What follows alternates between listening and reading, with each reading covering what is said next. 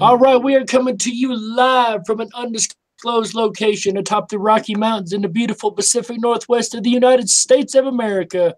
This is Dark Wolf's Den, and I'd like to welcome everybody in the den for this very special and wonderful episode as we welcome a guest that we've been trying to get on here for at least 6 months now. We're very, very glad to have her here. It's an honor and a pleasure. Ladies and gentlemen, may I introduce to you Stasha Eriksen. Thanks for showing up, Stasha.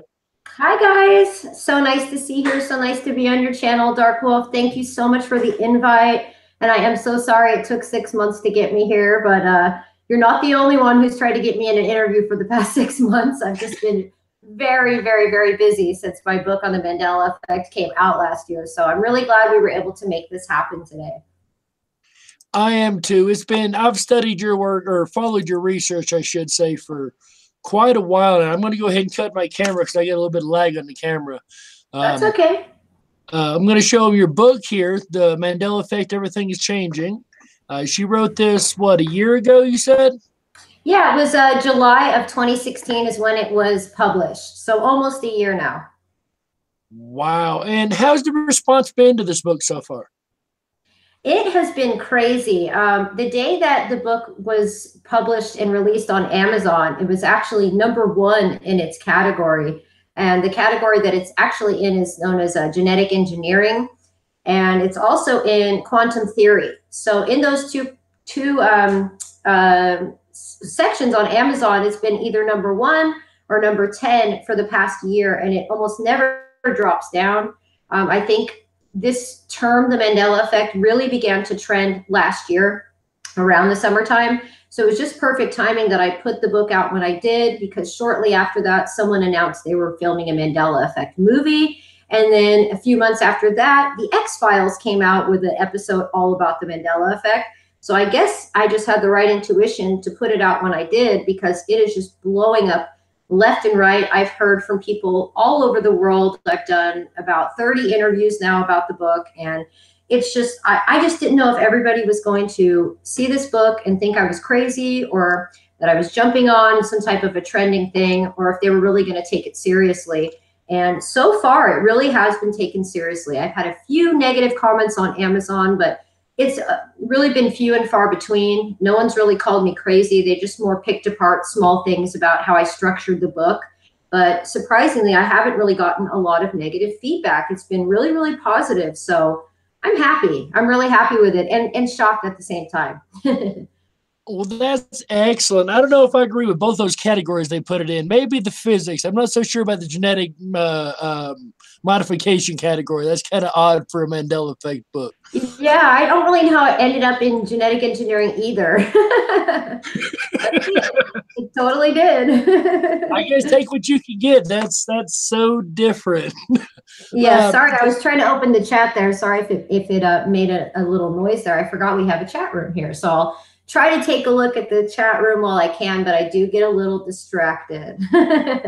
That's quite okay. I'm pretty good at eyeballing the chat too. The only time I've had a problem is last time the sucker was going so fast even I couldn't keep up, which is actually something. You mentioned the structure of your book. It's structured a little bit differently than most books a person would read. Could you tell us what kind of brought you to that type of structuring and exactly how it is structured? Yeah, and that's really what a lot of people have said. Oh, sorry, I'm echoing here. It's because it's live in the background. I'm just pausing it. Take your time. It's quite okay. Okay, now I've paused myself. See, I'm not very high tech. Okay, yeah, a lot of people were really concerned about the structure, because how it started for me was that I didn't want to jump on to what are like, let's get the top 100 Mandela effects and let's get what everybody knows about. I thought, okay, well, that's fine, but these top 100 could change in 6 months from now. So what I really wanted to do, I'm like a very avid researcher. I'm very thorough when it comes to researching. So what I wanted to do was I wanted to start kind of at the very beginning of just how it started initially. So the first chapter of the book is really just all about how it started with Fiona Broome and Nelson Mandela, and a website that she had where she would basically It was like a paranormal website, and she would put blogs up, and she would say to people, what do you feel about this or that? You know, leave a comment below. And this was like way back in 2009. So it's been a long time now. And I got to find through my research, the very, very first poll that Fiona Broom put on her website. And she had everybody's real legitimate first time reactions to Nelson Mandela's death. And so from there, I thought, okay, now we've kind of, you know, figured out who coined the term, how it started. And then I kind of went into my own Mandela effect journey, you know, things that happened to me. And then once I kind of covered the basics, I thought, really, there's so many changes at this point. The best thing I can do is kind of start with this alphabetically. So I thought, what are the main changes we had? So at that point, the main alphabetical changes were kind of anatomy was the first one. And then it was astronomical changes, like our position in the galaxy, our star signs changing. And then I went to B for biblical changes and covered all that. And by the time I just got to the A and the B, I was at about 300 pages. So I had to then move on to just theories and conclusion to wrap up the book. But I hadn't even tipped the iceberg. I haven't touched on any pop culture changes, any song changes, even more of the death. So many people have died. So I'm trying to do this whole thing in alphabetical order so that not one single stone is left unturned, because this is so extensive that if we don't have it from ABC order and, you know, every single thing down the line, we might miss a very important part of this whole, you know, puzzle. I really feel like there's a lot of clues and little puzzles mixed into this. And so I just want to make sure that nothing goes uncovered. And I don't want to just jump on what's popular. I want to cover everything from A to Z, because I do think there's a really hidden message in all of this. So that's kind of how the book is structured. And, you know, it's a little researchy for some people, a little nerdy for some people, kind of hard for some people to read. But, you know, this is a very deep topic. So I don't think I could just kind of skim over the topics and leave anything unsaid. So that's why it's so, you know, extensively on the research side of things, I would say. It's an amazing book. It was a very, very fun read for me because, like I said, it's in a style that you normally wouldn't find. And it's got a lot of people's real words and real text and chats and things like that. Like, what give you the idea to use like things from like videos and things like that, like comment sections? I'm really glad you asked that. So many people, that's actually what some of the people complained about. And I was surprised because I thought, oh, wow, well, this is just how it came across my lap. So really what happened was I had a client named David, and the very first part of the book is actually his actual email that he sent to me telling me about the Mandela effect. Now, I've had this channel here on YouTube since 2012, and it's mostly been about spiritual and conspiracy-based topics. And I often have people request me to do a video. And so David's just like, you have to just check out this thing, the Mandela effect. Please make a video on it. So that's exactly how it started for me. Was I put up my very first video, and the title of the video was called The Mandela Effect, Everything is Changing. So that became the title of the book. So after I posted this first YouTube video, the response was so enormous, and the comments that I received were so brilliant that I thought, okay, wow, maybe I can incorporate these people's YouTube comments into the book so that people won't think this is just me on my own coming up with this theory. I want to show that this is a community. This is hundreds of thousands of people. So I thought it was super important to include everybody's real life comments in the book. In fact, in our chat room right now, Salted Cedar, hi. Salted Cedar has comments in the book, and he's laughing about how I'm in the book a few times with all my typos and terrible grammar. And you know why I also did that was because I wanted it to be real. I didn't want to go in and change people's grammar or change people's spelling. So my copy editor killed me. She was like, oh my God, every page is full of misspellings. I'm going to kill you. Your proofreader had a headache. Yes. And so I said, but this is how it really happened. And this is how people really left the comments. And I actually had clickable links in the video when you buy, or in the book, when you buy the ebook version, that will bring you directly to that video so that you can see I'm not making any of this up. It was kind of just a way to get the whole community involved, and so that people could realize it wasn't just me and my theory or Fiona and her theory. It's like, it's I'd say it's like millions of people at this point, but personally, I've talked to thousands. So I wanted everybody to be part of that so everybody understood how real it was.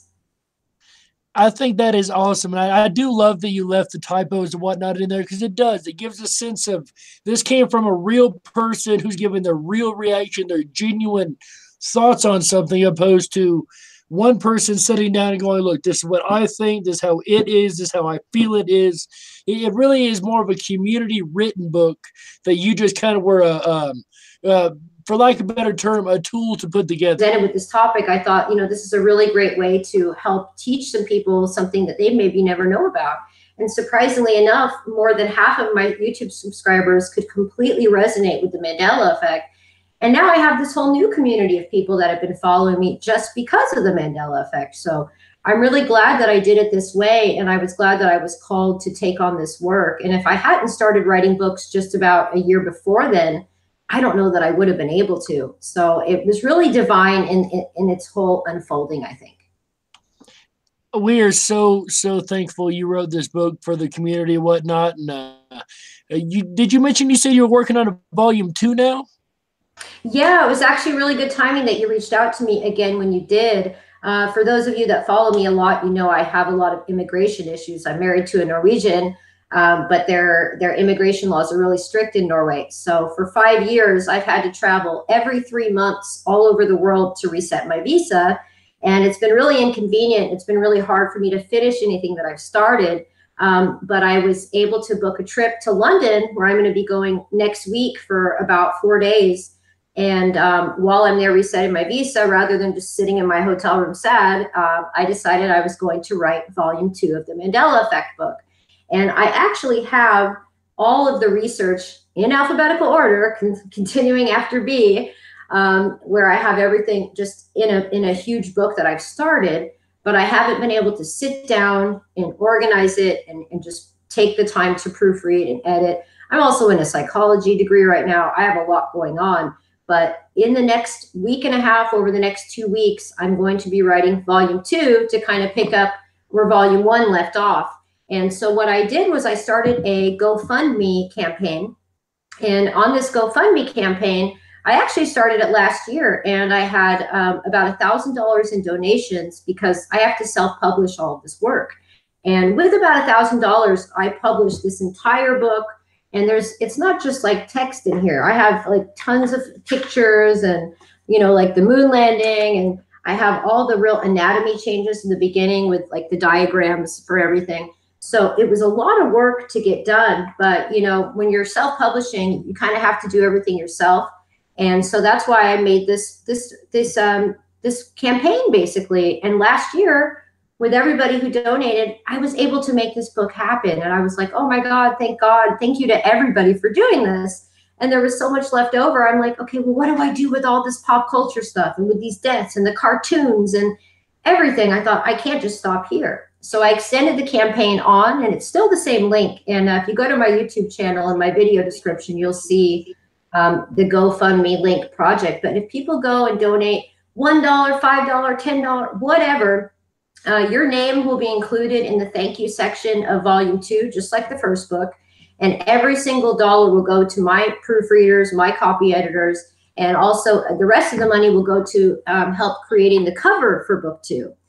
And so, yeah, if everybody could go donate, I would really, really love that. This is a community-based grassroots project. And without you guys, I can't get it done. So if people can go and support that right now, that would be amazing. The other thing I really need help with is I need some suggestions on what the cover art should be for book 2. Because I had Nelson, obviously, on the first one, and I like the vector art style or whatever.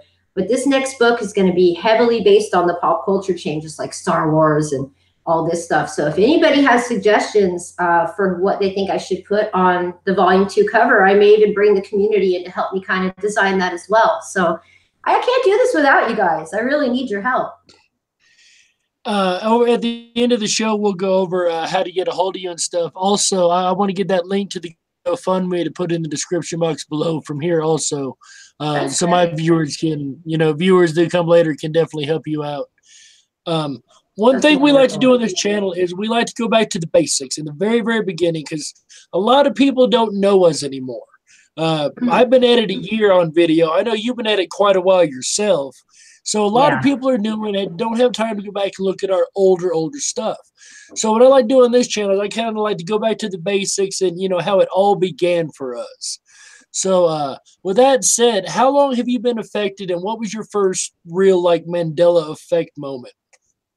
Okay, well, when I realized the Mandela effect happened was really when my client David sent me the email, and I even have the date on the email in this book. Let's see, it's called it's chapter 1. It's called The Smoking Gun. So this was July 31st, 2016, the day he sent the email, and so it was that night that I did the research, and my husband and I must have stayed up for 6 hours watching Mandela effect videos on YouTube.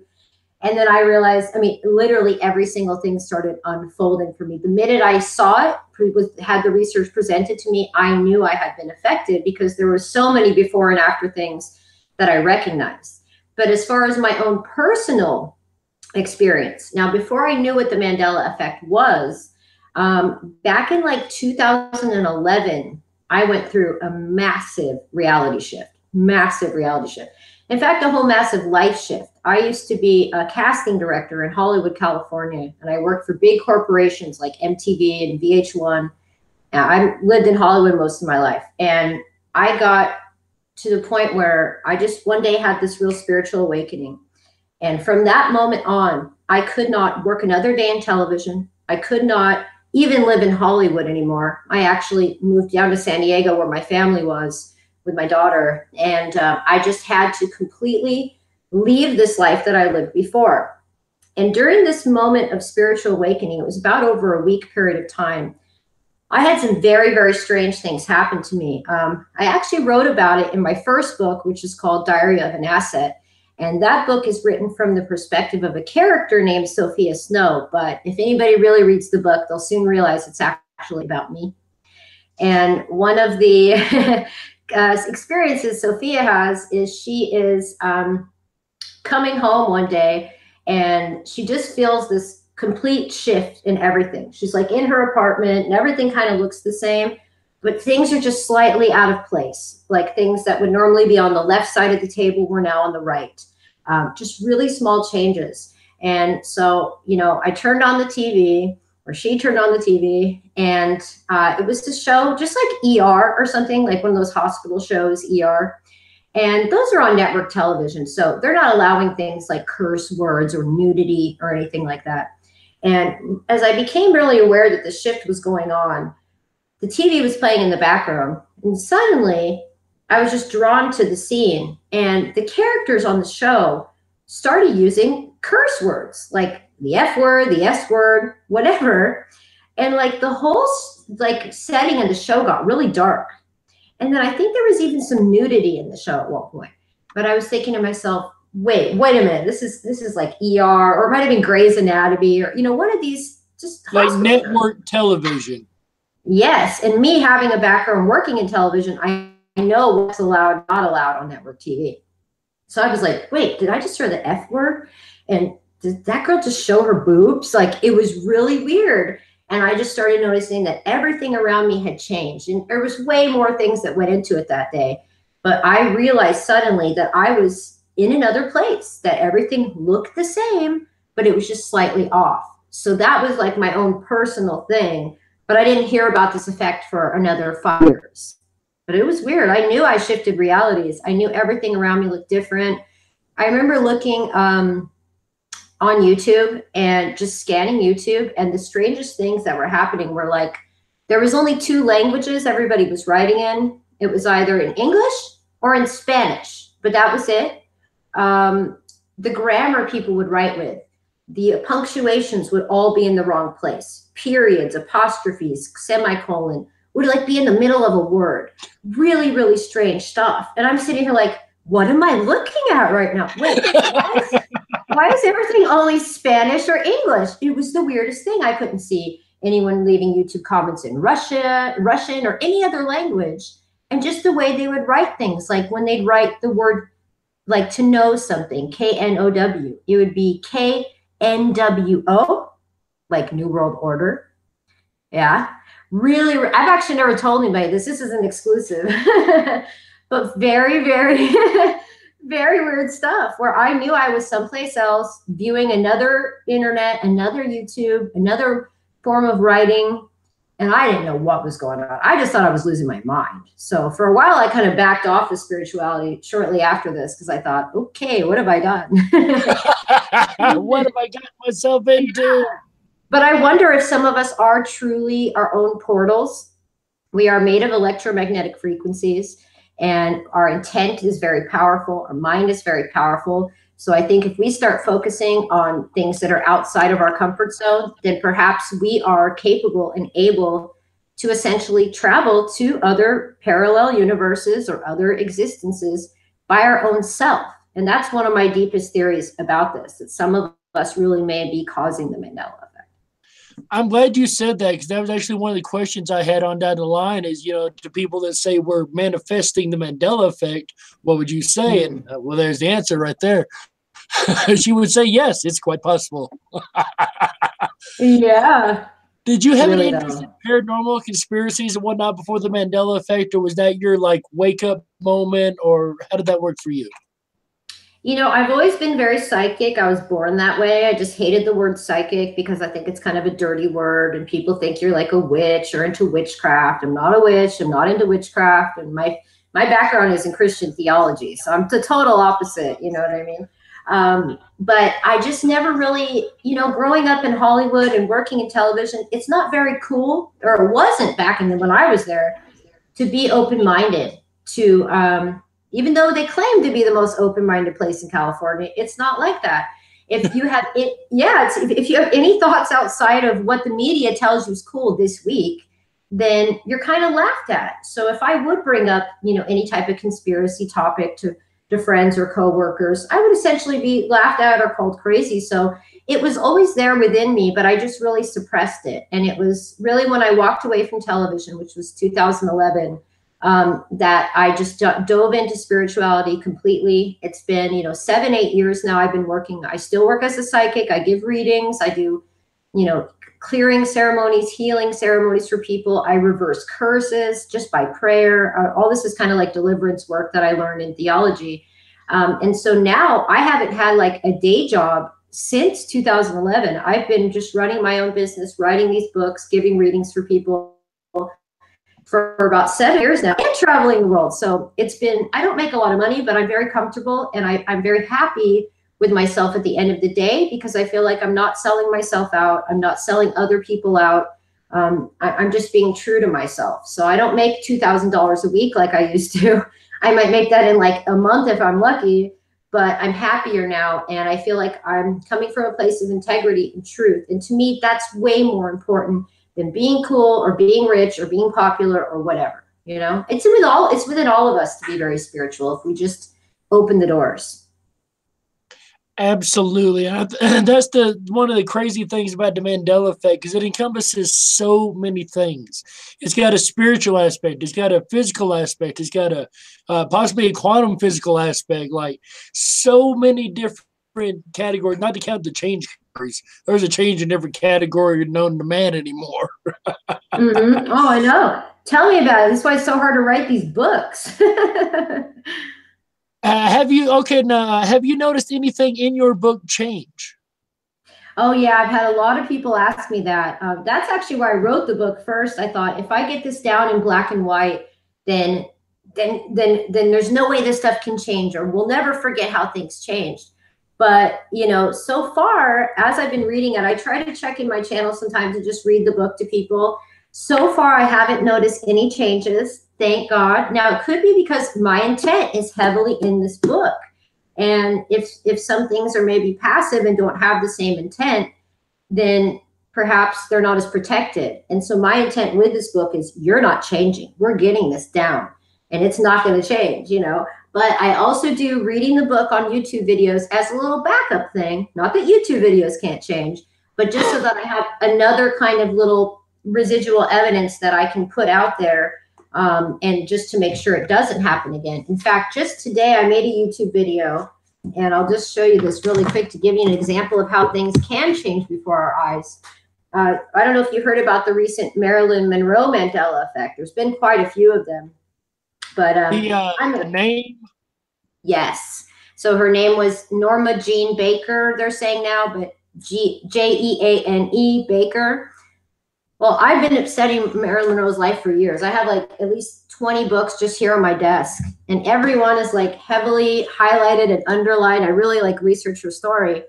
But as I was pulling this book out today, I came to page 15, and the book is called The Many Lives of Marilyn Monroe by Sarah Churchwell.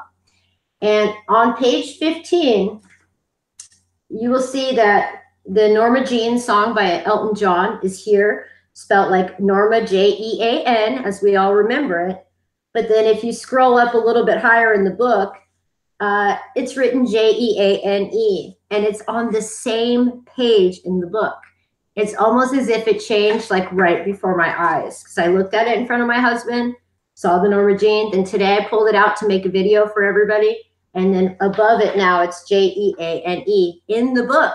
So I think things can happen like right before our eyes, or like they're in the middle of changing. So I caught that one literally today. So it's happening where things are changing before our eyes. So we have to like just catch them, you know. I'm just so worried that people are going to forget how things were, you know.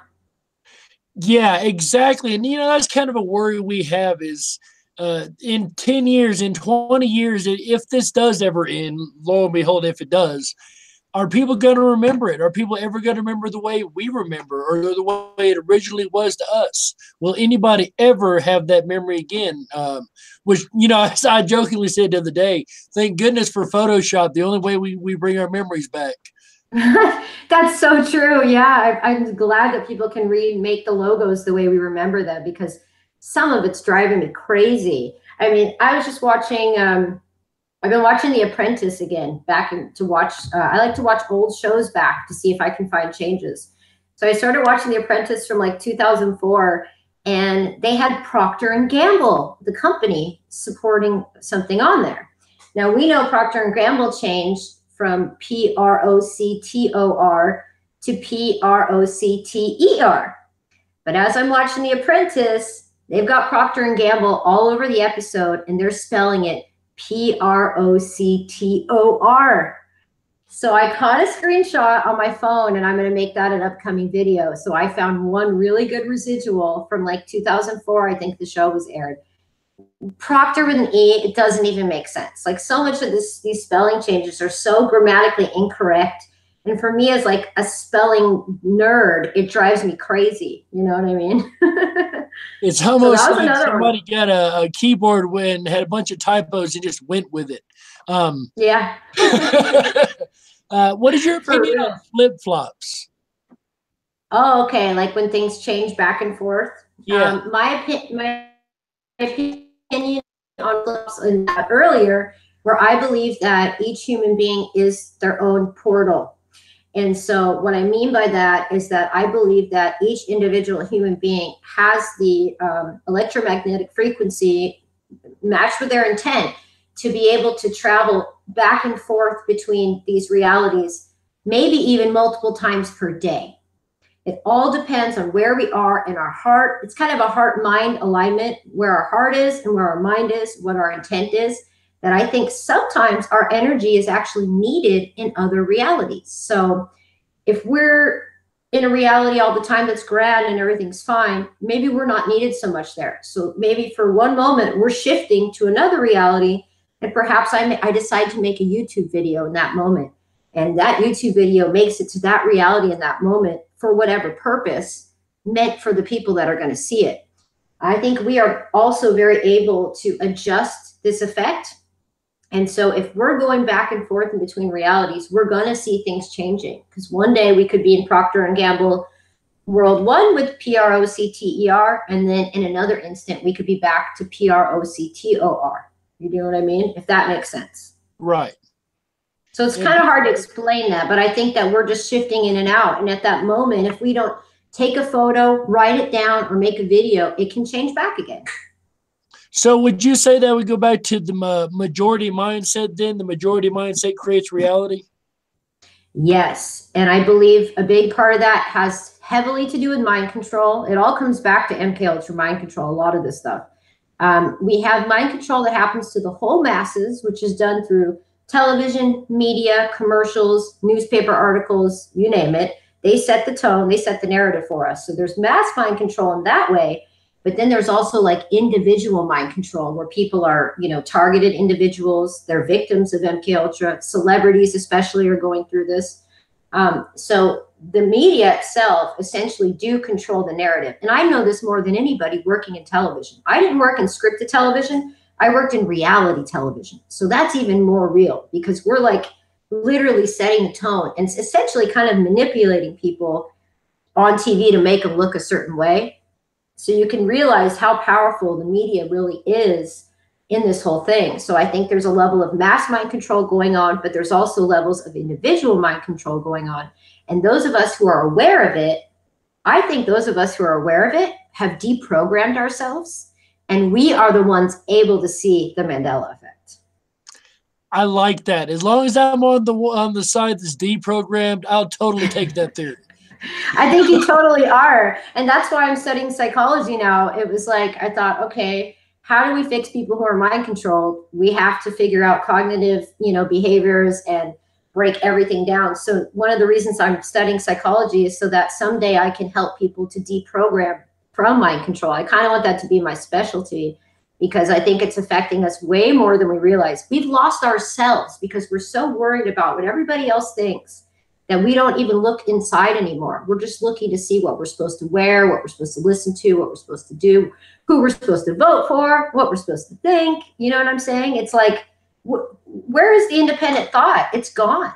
And I think one of the things that's happening in the Mandela effect is we're breaking out of this control of by the masses and we're taking control back ourselves. And that probably really scares the powers that be, the invisible ones, you know, and that's, we are so much more powerful than we think. And we have to give ourselves credit for that.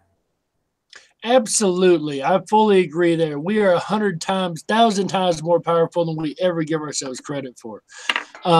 We got about a half hour left, guys. We've only got to be about an hour today.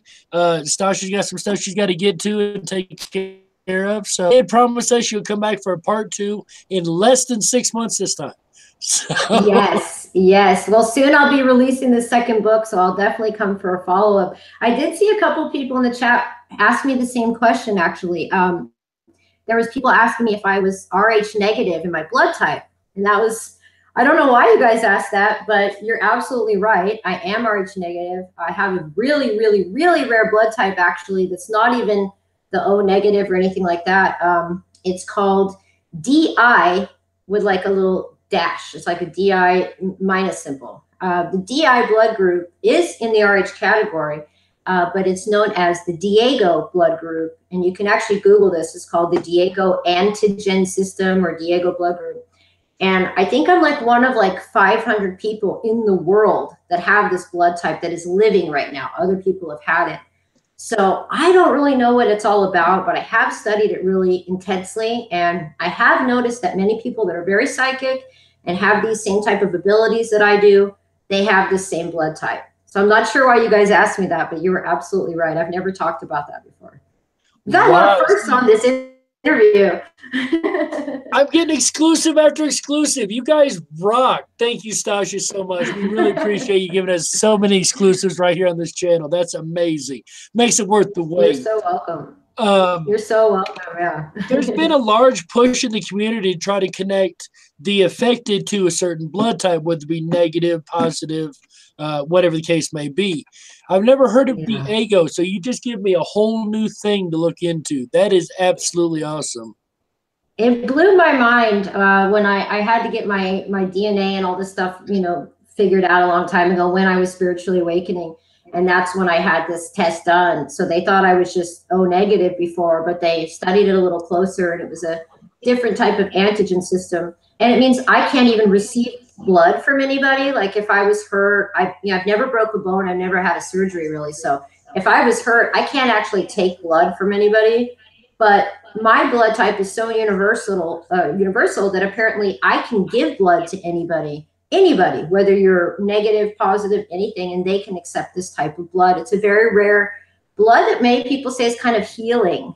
So it's really fascinating. I'm not so, into genetics, but what I have studied about it, it means something. So if there's anybody out there that's a Diego blood group sister, let me know. The blood groups are intriguing. Not many negatives can mix with all the other bloods. So that's actually really intriguing in and of itself, because you know the effects of the negative blood and all that.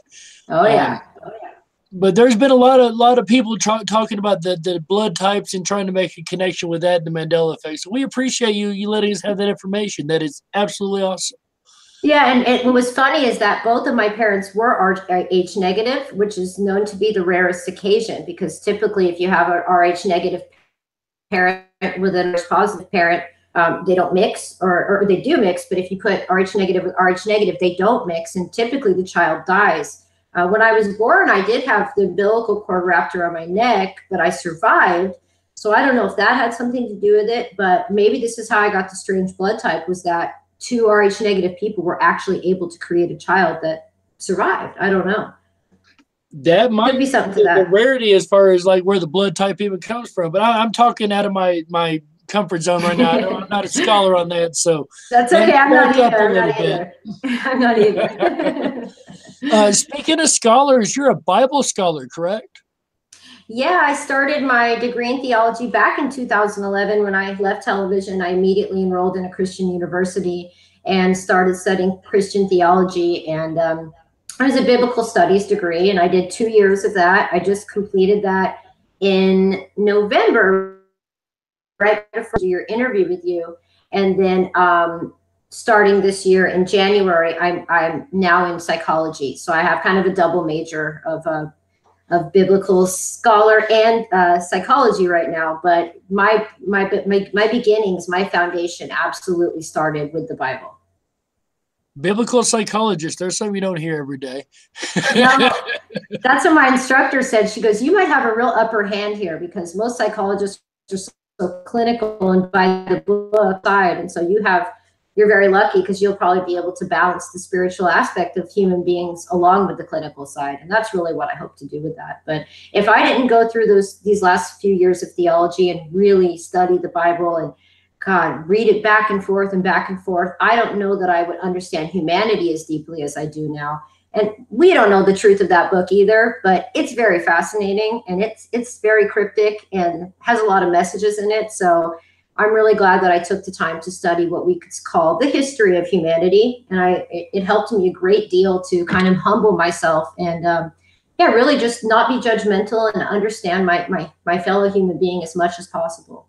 So I'm very grateful for that. And it also really, really helped me when it came to doing the Bible changes part of my Mandela Effect book, because I had read scripture so many times that I could recite it all, of course, off the top of my head. And so that's why a huge part of the Mandela Effect Book 1 is focused on Bible changes, because those scripture changes just blew my mind.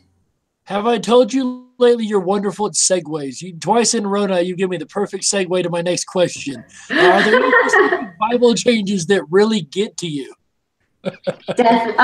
Definitely the Lord's Prayer. That drives me nuts. And I've heard everybody saying, oh, well, there's a Catholic version and there's a this and there's a that version.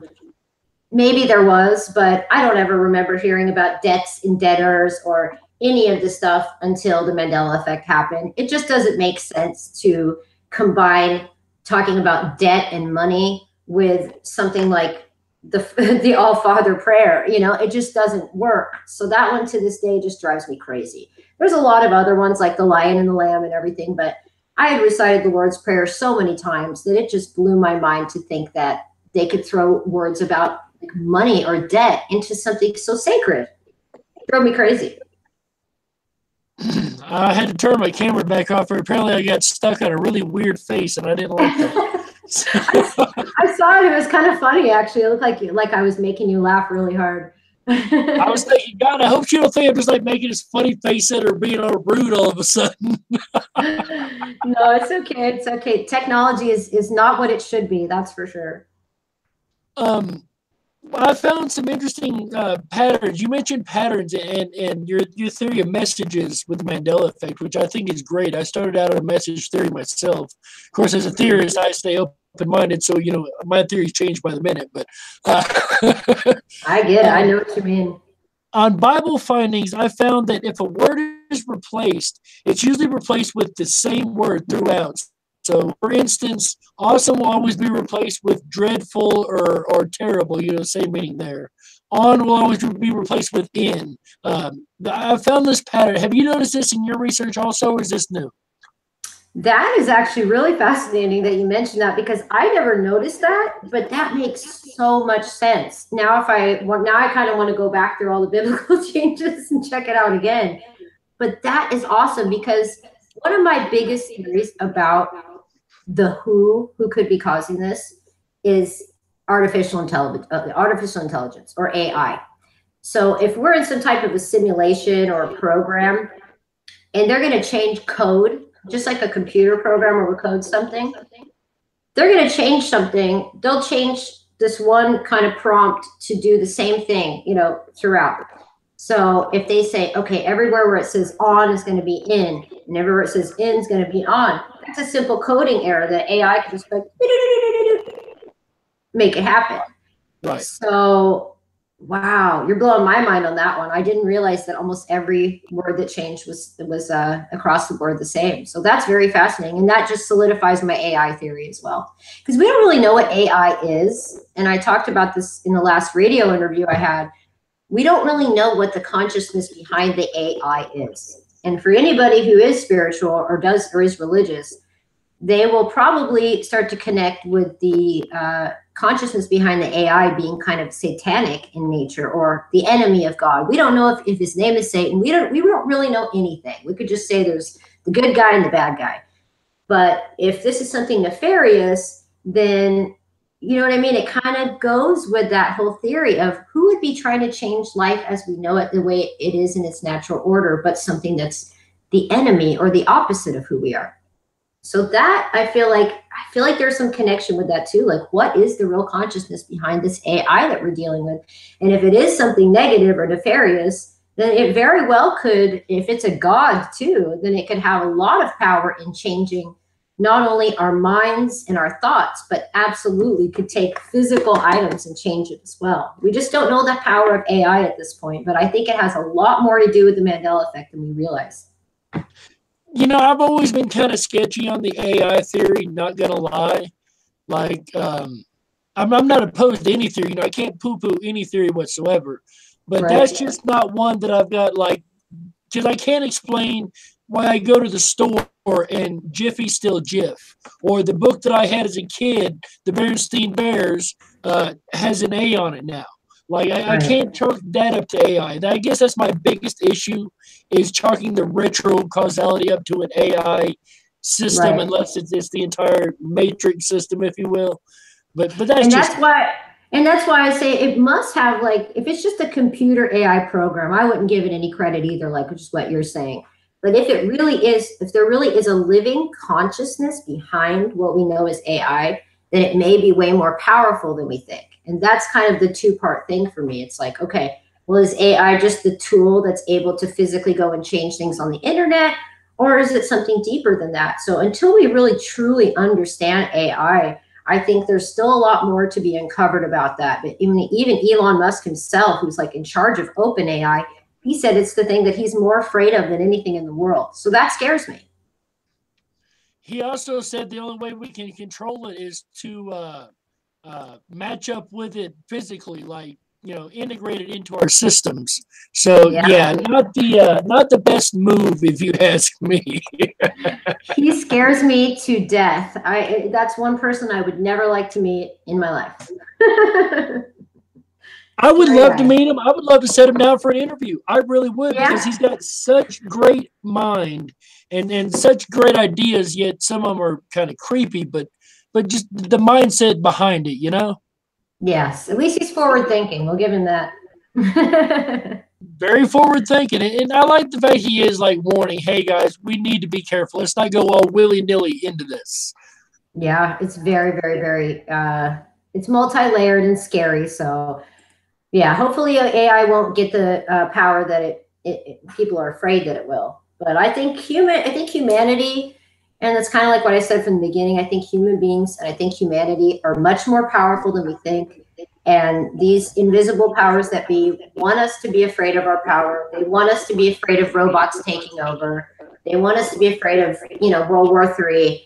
It's constantly feeding us this idea that we need to be afraid of something. But at the end of the day, I really see the Mandela effect is a symptom that things are changing in a positive way and that we're taking our control back again. I really do believe that. And if anybody goes to my YouTube channel today, I made a video right before this interview talking a little bit more about the levels with like the mind control and all this stuff, how it all comes into play.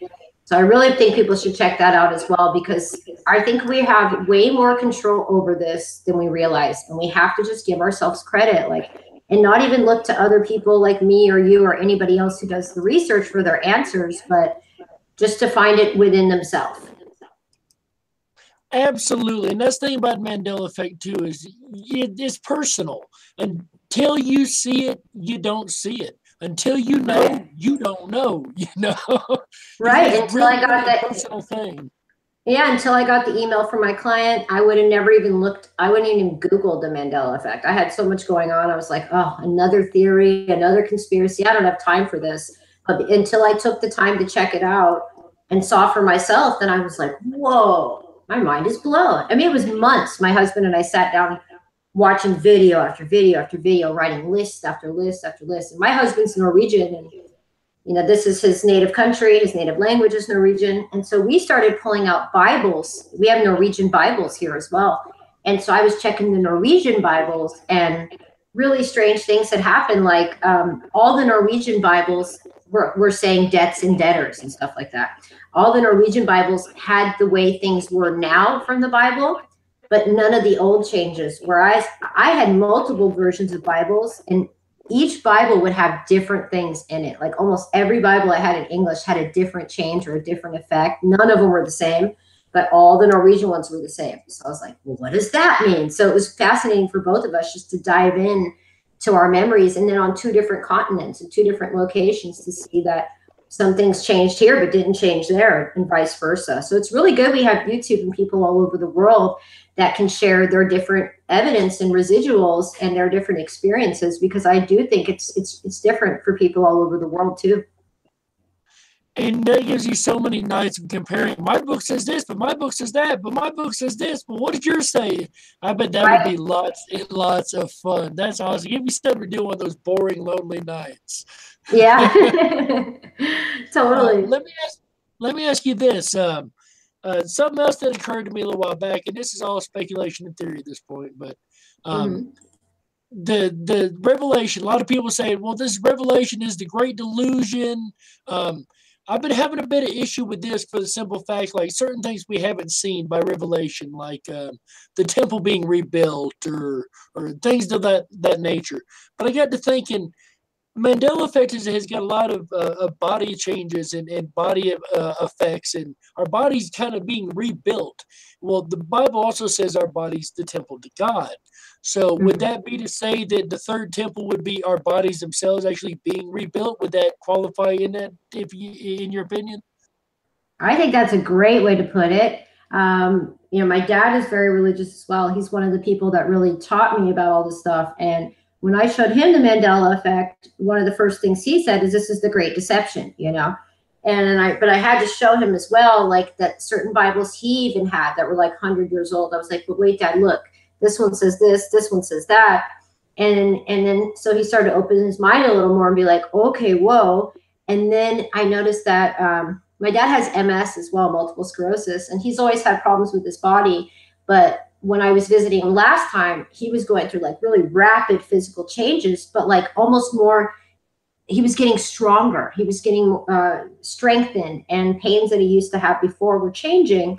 And he looks at me and he's like going, writhing in pain. And I said, "Dad, are you okay?" And he's like, "I just feel my body is changing, just like it said in the Bible." And he made a very similar comment to what you just said about maybe this third temple that we're creating is really this new body and this new version of ourselves that is the strong, protected body that we were meant to have all along. And so I went, whoa, you're really smart. Like my dad blew my mind in that moment. And so you just kind of echoed the same thing he said. So I do think that's what's going on. Yes, there's levels of this great deception and the strong delusion happening. But at the same time, I feel it's more like a stripping away of all the static and all the nonsense. And now we're getting back to, or maybe for the first time, we're becoming the people and the beings that we were always meant to be from the beginning, including stronger bodies. So yeah, I think that's absolutely right. Great Wow, theory. thank you. I'd come up with that randomly one night while listening to somebody talk about the body changes, and then I went into biblical stuff. I went, wait a minute, the body's a temple. Oh wow, you know. Yeah. We're going to start to wrap this up. It is getting towards the end of the hour. So, do you have any advice for people who may be watching and are just experiencing the effect, and this is brand new to them? My advice would be to anybody who's finding about Mandela effect for the first time is first, don't be afraid. Don't freak out. And then second, I'd say also don't run around to everybody you know showing the Mandela effects and forcing this down their throat, because this is what a lot of people try to do. They find changes, they resonate with stuff, and then they run. First they're afraid, and then they run out and try to tell everybody about it. And what typically tends to happen is that these people that you're going to reach out to, and not all people, but the majority of people you're going to reach out to about this, they're going to think you're crazy, because most people in this reality are going to remember the things as they now have been changed. I still believe that very few of us that see these effects, I mean, there's billions of people on the planet, but maybe only 1 million people with Mandela effect.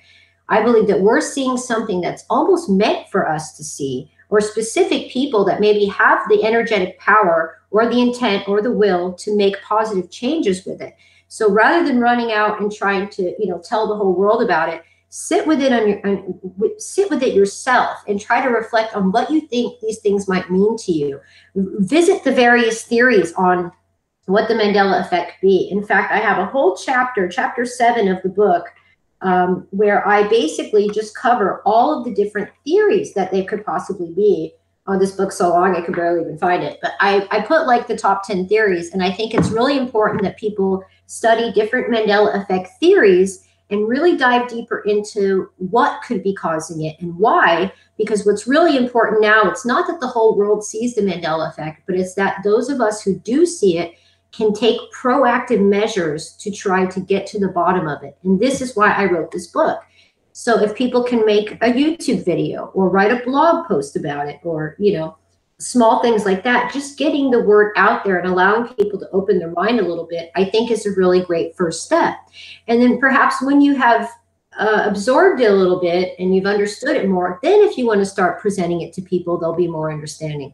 When I first, submitted some of these changes to like my mom or my dad or my kids or whatever, some of them they'd resonate with, but then other ones they'd be like, Mom, you're crazy, so it can make people think, whoa, woohoo. But most of these people probably aren't spending 100 hours a week researching like I am. I mean, I'm researching a lot. So that's the best advice I can give to people. Just calm down. Don't be afraid. Realize that you might actually be really special for being able to see these things, or not special, but part of a select group. And just be positive and share whatever of your own stories that you can share with people as well. Because that's how I wrote these books too, was people reaching out to me and emailing me and sending me their own stories and sending me their own residual pictures. So if we can keep this community really tight and just share, then I think that's the best thing we can do with the Mandela effect. I fully agree. Keeping the community tight, especially, is definitely like anybody who wants to break any groups and whatnot. Let's at least try to bring these groups together. I've seen a lot of cliques break off in the last year or two, and I'd like to see these cliques kind of come together. And I'm trying to do that here. I'm trying to bring on everybody from all the cliques, and kind of, hey, look, they all went on Dark Wolf's channel, so they can't all be that bad, It's true. I really experienced a lot of that in the beginning, because my videos got popular really fast, and when writing the book and everything, I got a lot of people attacking me for like working with certain people on the book. I got people mad at me that I put Fiona Broom in the book. One of the people who really helped me write this book, like a huge part of it, is Harmony Mandela Effect. I'm sure a lot of you guys know who he is. I had people say, well, Harmony got that video for me, or I'd have other people saying, well, somebody got that video for me. And I had a lot of people trying to divide me away from following the people I was working with. And some people didn't even want me to put certain research in this book because they're like, oh, that person is an agent, or this person can't be trusted. But I've been on almost every YouTube Mandela Effect channel. I'm friends with Moneybags. I'm friends with Lone Eagle. Lone Eagle's in this book. Moneybags is in my book. Brian McFarlane is amazing. He's got so many videos. I've done interviews with him. Again, Byron, Harmony Mandela Effect, one of the first people to ever put out the anatomy video and the galaxy video. I'm trying to work with everybody. And I noticed that I was kind of being pulled into some cliques in the beginning. And honestly, that's why I stopped making so much content and made it back to just doing like one video a month, because I felt there was a lot of static and inter-community influence going on where people were trying to control the narrative of where this stuff was going. And I'm sorry, but I can't be controlled. So I just try to be in my own little group, and I'm willing to come on anybody's channel and talk about this anytime. I'm not a follower, yo. Well, we cannot wait to have you back on this channel for a round two to this interview. I know you got to get off here. Where can people, well, I should start with, when do you plan on the next book? Where can people find your work? How can they donate to you? How can they get a hold of you to send you maybe information on the book or cover art or all that good stuff? What you can do is really just go to my website, which is StashaEriksen.com, and that's StashaEriksen.com. On my website, you will find pretty much everything I do. You'll find my YouTube channels. I have a video blog. I have a link to all the books I release, which is just a books tab. I have on the books tab, there's a link to the GoFundMe page. I also do readings, healing services, curse removals for people who've like reached out to people to have a spell put on somebody or remove a spell. I'm not a witch. I don't deal with witchcraft, but I try to help people remove these type of negative energies from themselves just through prayer and simple things like that. I have a contact page, pretty much anything you'd like to do or any way you'd like to work with me or find me, you can just find it on my website. I have a PayPal donation button down on the bottom if you just want to help support my work. Again, like this is my only job. And with my immigration status, I have to travel a lot, no matter what, due to immigration and red tape. So any way people support me, it really just helps me to keep this work going and to stay focused on getting to the bottom of these topics. And next week, I'll be in London to start writing volume 2. So if people can get over to the GoFundMe page and start making donations now, it costs about $100 to edit one chapter of the book. And so it'll probably be about 8 chapters again in this book. And every little penny really helps. And last time I put everybody's name in the book, everybody who donated their names like on this page. And I just want to keep it really community based. And I don't want a lot of credit for this stuff. I just want to be the one to help bring people together and get some answers. So any way people can share support with me or send support is greatly appreciated. Well, we very much appreciate having you on. Guys, go check her page out. While she was talking, I was trying to show you the donation page she had going on her website. Her website is StashaEriksen.com, right? I believe I got that right. Yeah.